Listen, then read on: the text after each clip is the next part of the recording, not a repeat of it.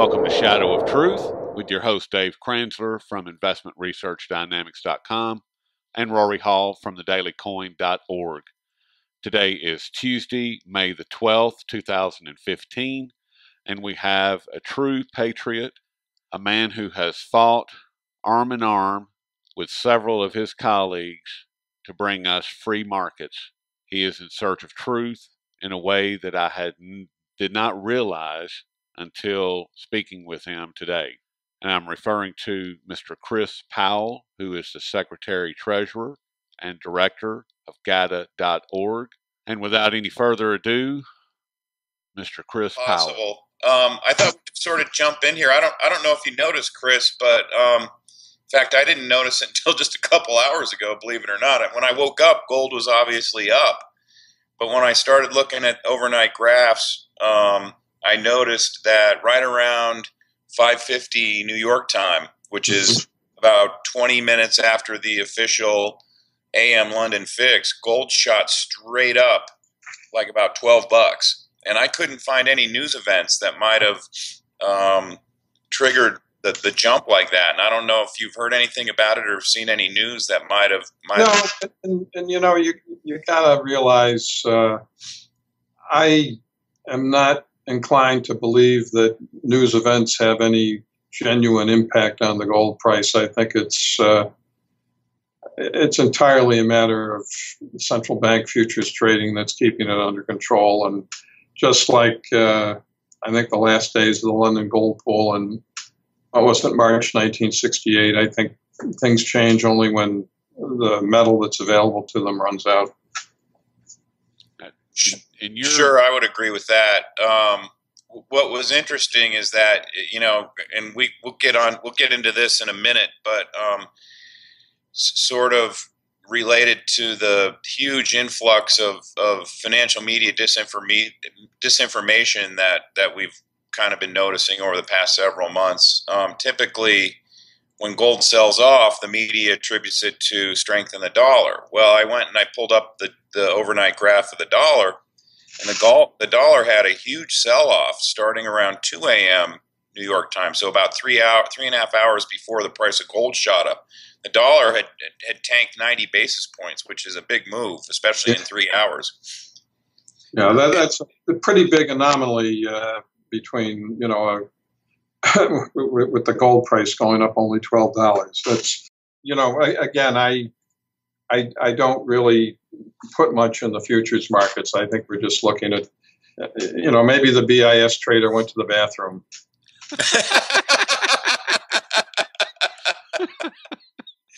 That's a good point. Or there might have been, you know, a sudden, you know, settlement shortage in physical gold in London to cause this spike up. I don't know. Right. I mean, maybe the Barclays trader went to the bathroom, or whoever was, you know, supposed to deliver on behalf of London Bullion Bank had to make a phone call. I mean, I try not to look as much at the futures price every 45 seconds like I used to.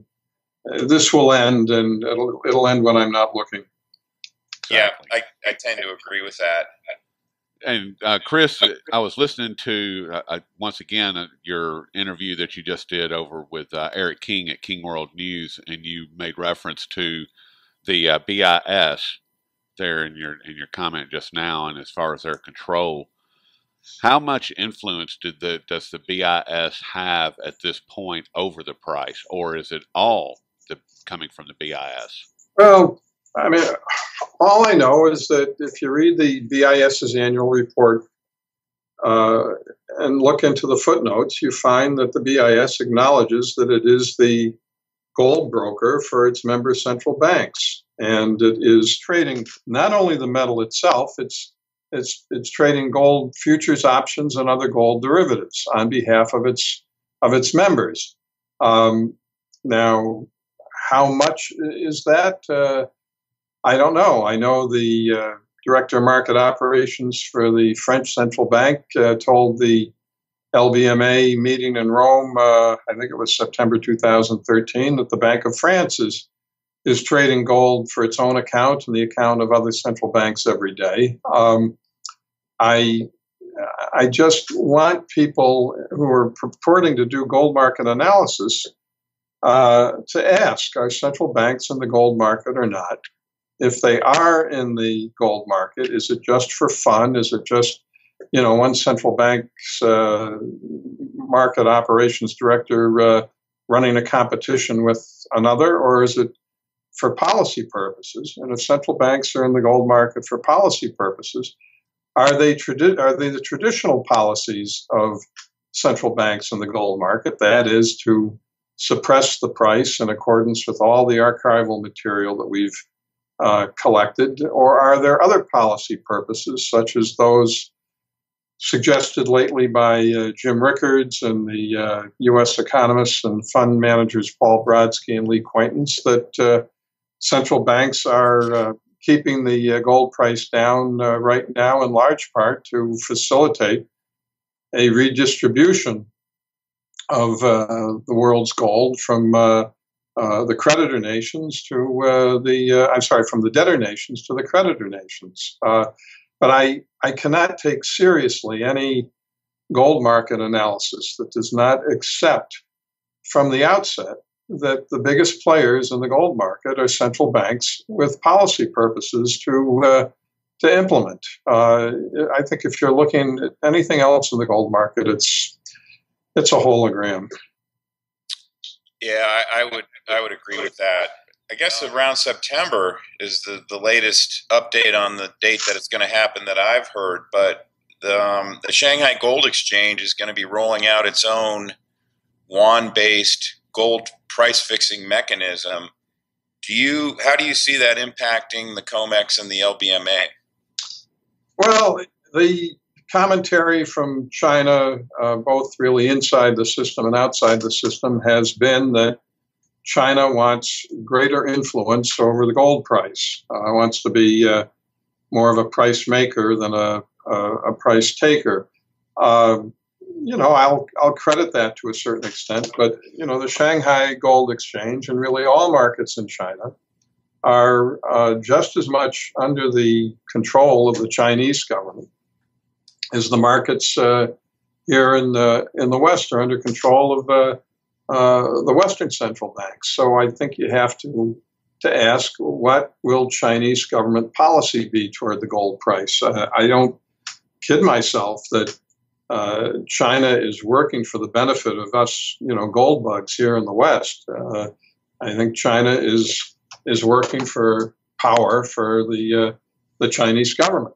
Now, does the Chinese government want a higher gold price or a lower gold price, or does the Chinese government just want to control the gold price as much as Western governments want to control it, if for different reasons? If I don't know exactly what the Chinese government intends with the gold price, then I'm not really terribly well situated to predict what those Asian exchanges are going to do with the gold price. The one thing I do know is that there was a meeting in the office of the U.S. Secretary of State Henry Kissinger in April 1974, which is recorded in detail in the archives of the historian of the U.S. State Department, in which Kissinger and his deputy secretary, Thomas Enders, discuss how the United States must persuade the European countries to keep moving gold out of the world financial system, because whoever has the most gold controls its valuation, and whoever controls gold's valuation controls the valuation of all government currencies. And Kissinger's deputy tells him that the Europeans now collectively have more gold than the United States does, and so potentially could take control of the gold price away from the United States. Now, I'm sure that the government of China knows this. I mean, GATA has been publicizing it for years. I'm sure they have better intelligence sources than I do. I mean, I don't have any intelligence sources of all. We just go to the archive, and here's this minutes of the meeting in the Kissinger's office is in the archive of the State Department. China surely knows as well that control of the gold price confers control of all currency valuations in the world. So I'm sure that China is acting in accordance with that knowledge. What will China do with that power? I don't know. I mean, I'd like to think that when China has enough gold to hedge its ridiculously stupid, U.S. dollar denominated foreign exchange surplus, it will be glad to let the gold price rise to hedge the decline in the value of its foreign exchange surplus. But if that is China's plan, as some people think, what's the timetable? Is it this September? Is it next September? Is it 5, 10, 50 years from now? I don't know. I mean, all I'm good at is keeping the file cabinet or the electronic file cabinet and pointing out the evidence of largely surreptitious central bank intervention in the gold market in order to defeat the gold market and indeed to prevent markets from happening anywhere in the world at all. And if the world pays enough attention to that documentation, then maybe someday we will get our market system back, or at least we will force the market rigging governments to do it out in the open and proclaim a totalitarian system and relieve us of our delusions of democracy. Would you see a pricing mechanism being put into place by the free market? I mean, how would exactly would that work? I mean, would it be based off of a futures type of market, or would it be strictly physical? Something similar to the Shanghai Gold Exchange, the way that market works. I mean, how would you see the pricing mechanism unfolding if the LBMA were to go away and the Shanghai futures, this new price fix coming up, if those were to go away, how would you see it unfolding? Well, the saying has been going around for a few years that the futures markets are not manipulated. The futures markets are the manipulation.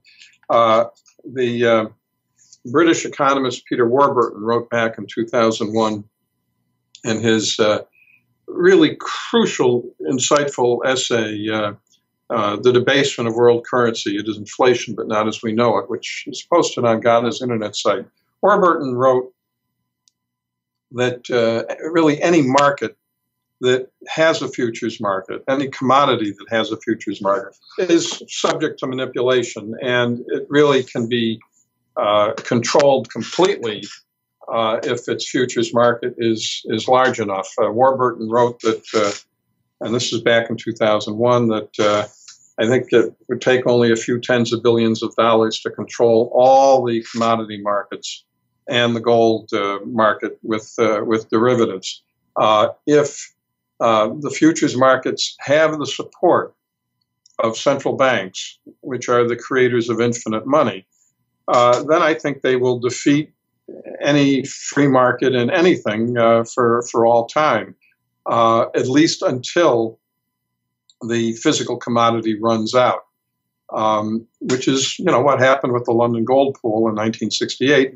But in 1968, there really were no gold futures markets to think of, and it was only after that the central banks realized that they could control the gold market not just by distorting real metal, but by creating futures that would really siphon money away from the real goods and into financial instruments that were paper or electronic and could be controlled. I think if somebody wanted a free market in gold, he would trade only in real metal, and he would purchase enough metal until the metal ran out, and the futures market could not conceal the exhaustion of supplies. Does China want that? I kind of doubt it. I mean, China is a government. Governments want power. Gold is the deadly threat to all governments, including the Chinese government. Gold is a free market independent currency, puts all government currencies at risk. Is China really working in the gold market for free markets and democracy and individual liberty around the world? No, I don't think so. I think China is probably working mainly to hedge its stupid U.S. dollar exposure.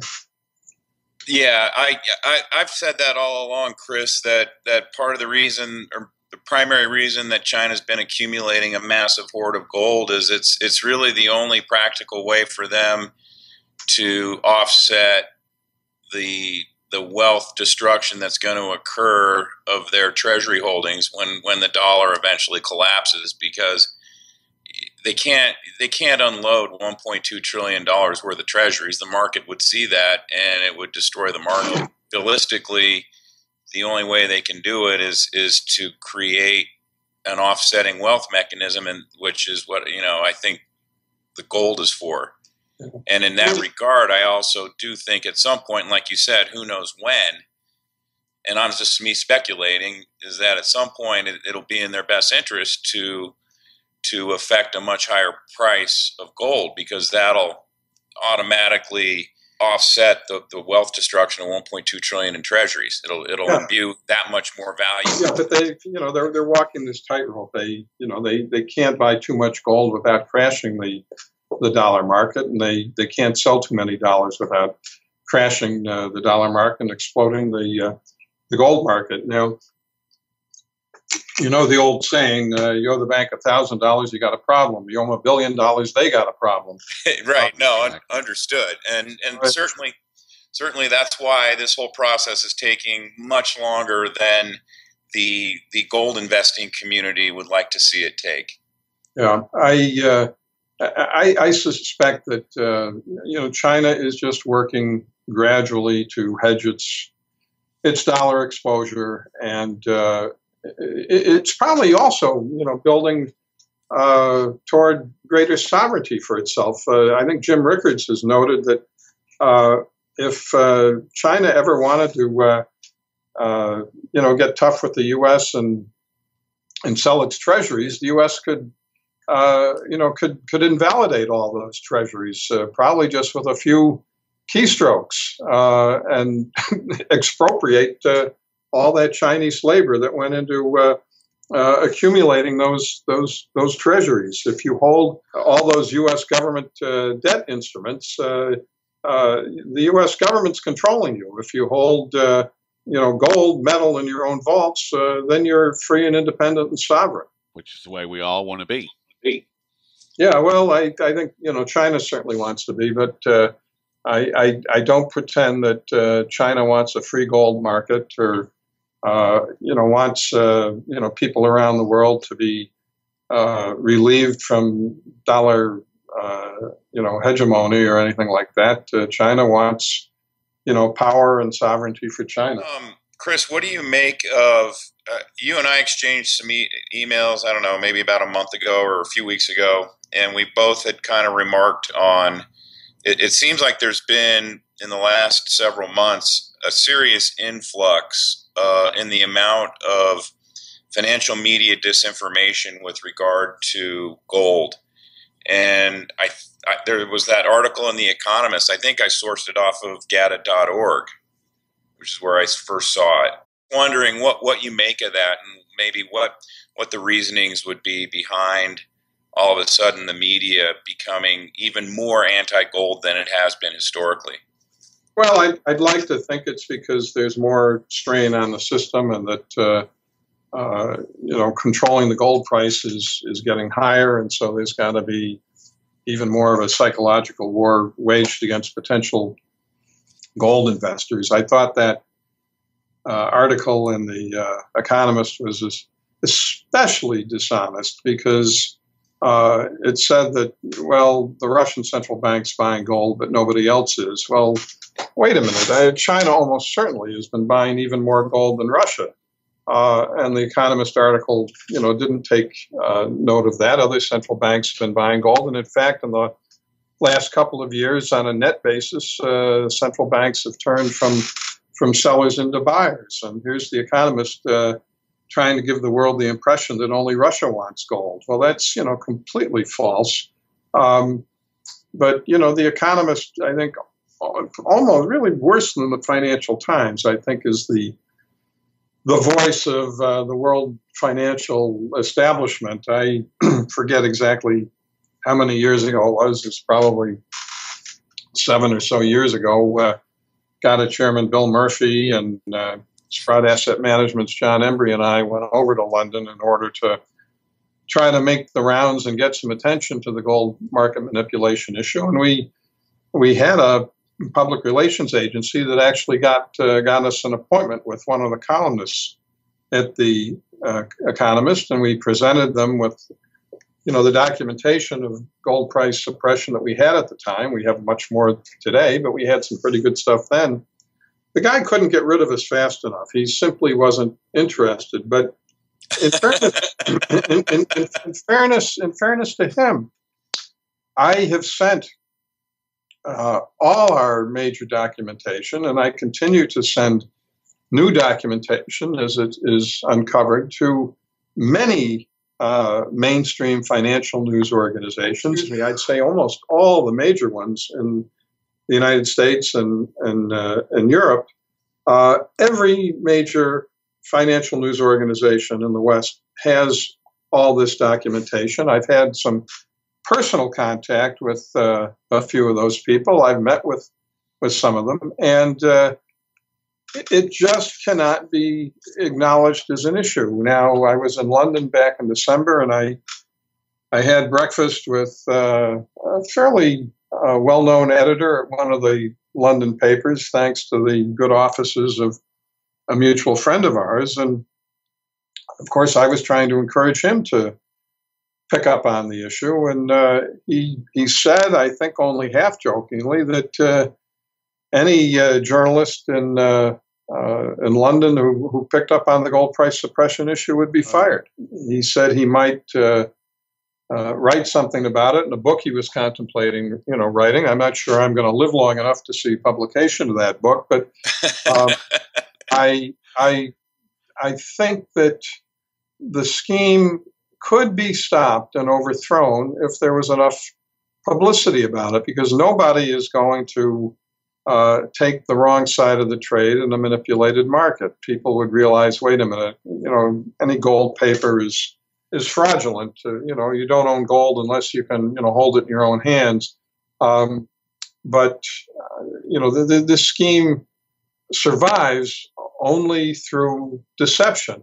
That's why central banks work so much to conceal their records of gold price suppression. But I don't think that the power of central banks to create infinite money is their greatest advantage right now. I think their greatest advantage right now is either their control of the mainstream financial news media or the timidity of the mainstream financial news media. This story is just the emperor's new clothes. I think anybody who's seriously in the gold market or following it knows that central banks are the dominant players in the market, but it simply cannot be acknowledged in polite company.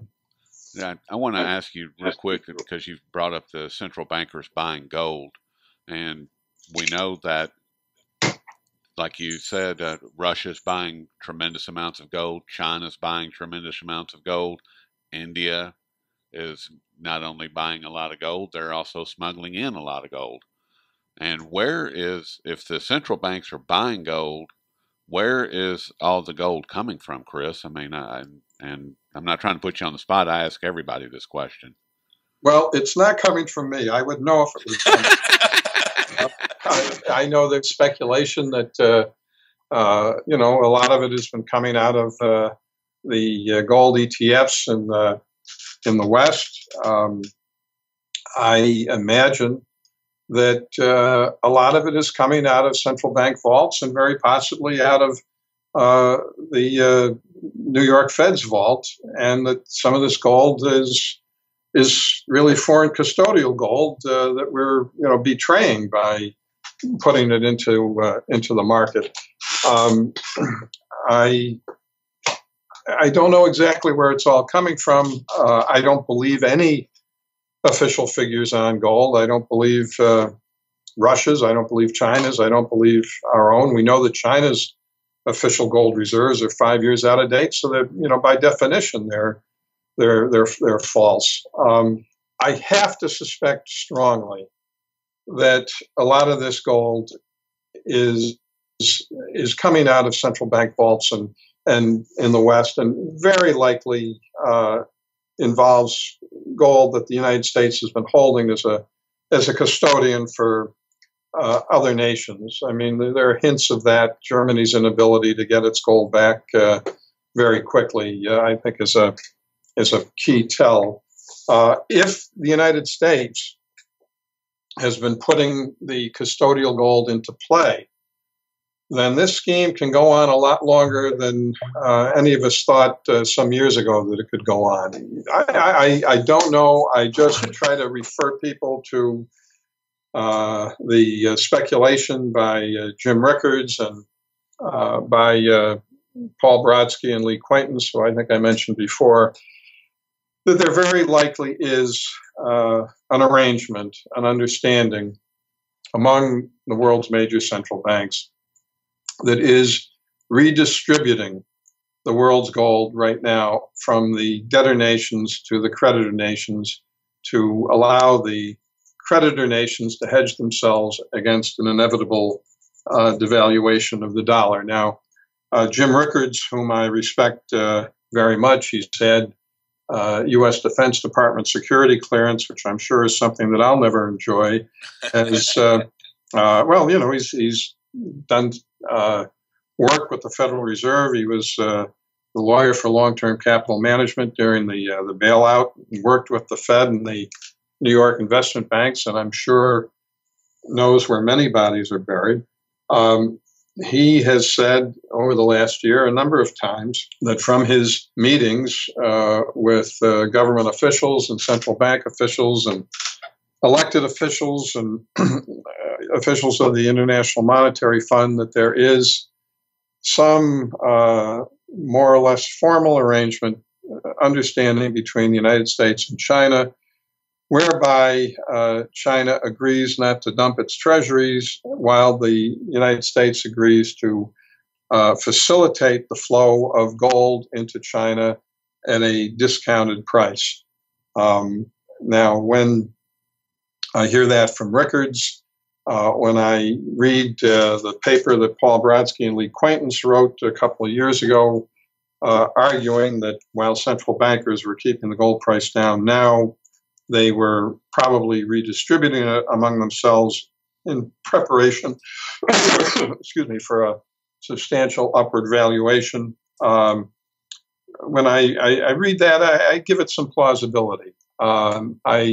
I suspect that that's what may be going on right now. But, you know, listen, nobody needs me for speculation. You want speculation, go to Rickards, go to Brodsky, Quaintance, any of those people who are much more educated and attuned to the financial markets generally than I am.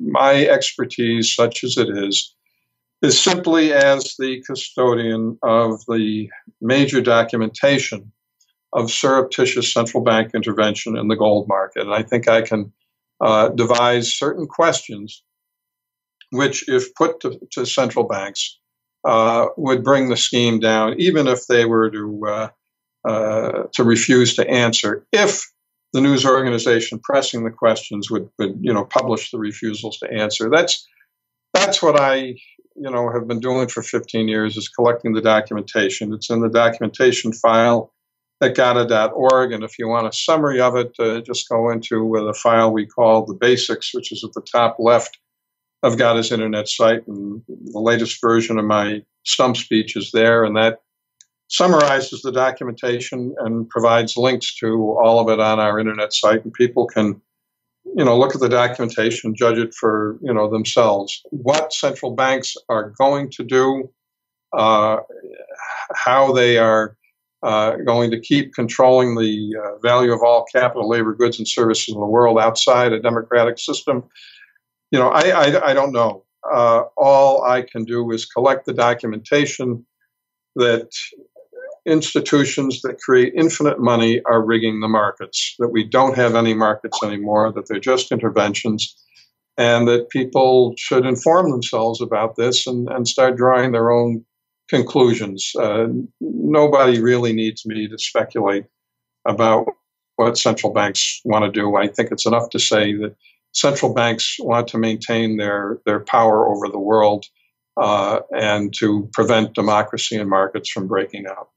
Well, Chris, I have to tell you, I've been asking that question of a great many people for close to 2 years, if not more than 2 years. I just want to tell you how much I appreciate your detailed answer, and as far as putting it in the light of speculation. I understand that it's speculation, and I'm not asking you to do that. I'm just curious, because there's a lot of gold that's moving around a lot in a lot of different places, and it just seems like where can it possibly be coming from? I guess my response to the whole thing is, in terms of whether there's some sort of cooperation going on, I can understand why the U.S. or the Western central planners would be willing to give up most, if not all, of their gold in exchange for debt relief from the creditor nations. But then you have to wonder, what the central planners in the West intend for their side of the end game. I mean, we can speculate on what China's and Russia's side of the end game is, and it'll be beneficial to China and Russia. I'm not sure how any of this ends up beneficial to the U.S. If the United States central bank and Treasury have decided that we simply need a debt devaluation, well, this is one way to get it. You devalue debts by upwardly valuing gold. I think about 10 years ago, a Scottish economist named Peter Millar wrote a report, which is on Gada's internet site. I think there's a headline for it on the lower right side of the Gada homepage. Millar wrote that central banks throughout history have had to revalue gold upward over fairly regular periods in order to avert catastrophic debt deflations. And I think Miller wrote maybe this was 8 or so years ago, he I think predicted that central banks would have to revalue gold at that point, at that time that he was writing. He thought they would have to revalue gold by a factor of 7 to 10 times in order to avert a catastrophic debt deflation. That this is how the system works. Now, I can't promise anybody that they are going to live long enough to see that next revaluation of gold. But if you read any economic history at all, you find that, every 20 years or so, there tends to be a substantial international currency revaluation. Well, can't have an international currency revaluation without changing the gold price. I think it will happen again. I don't know if I will live to see it. But, the revaluation of gold really isn't my objective. My objective is greater transparency in government. It's bringing absolute power to account. It's to restore democracy and free markets. I couldn't care less about gold as a metal, as an element. I mean, it is potentially useful as a free, independent currency that is not under the control of any particular government, and that is its value to humanity, to free people. And it's a great mechanism with which you can achieve free markets and individual liberty. And that's really, I think, Gada's bigger objective here. It's not simply to get rich on a revaluation of gold, as much as I'd like to do that before I get home today. But there are, far grander issues here. The issues of liberty and limited government and transparency in government and free markets, which are the great engines of human progress. And these people are destroying free markets along with democracy. And when you do that, you end human progress. And I think that's really our bigger objective here, is to restore the mechanisms of human progress and to overthrow the the totalitarian institutions that are dragging us down. Well said. Thank you very much. And Yeah, thank you, guys. That is a great way to end this. And thank you, Chris. That is. But you've been more than generous with your time, Chris. Yes. And I just wanted to say, I mean, I've been following GATA for almost as long as GATA's been around. I got into this in 2001, and you guys have always had my full support and financial support, and you're doing a phenomenal job. Well, we're especially given what you're up against. Yeah, we're keeping the flag flying, and we're grateful for whatever support we get, and I think we're going to keep at it a little while longer. Well, I certainly hope so. And I want to thank you very much for all your time, Mr. Powell. It's been great speaking with you, and I hope that we can do this again in the future. I don't have anything else. Have you got anything else, Dave? I don't have anything else. Just let Chris go have a beer. It's getting late out there. Only one? Only one. That's it. All right, guys. Thanks an awful lot. Thanks, Thank Chris. you. Have a good afternoon. Okay, take care.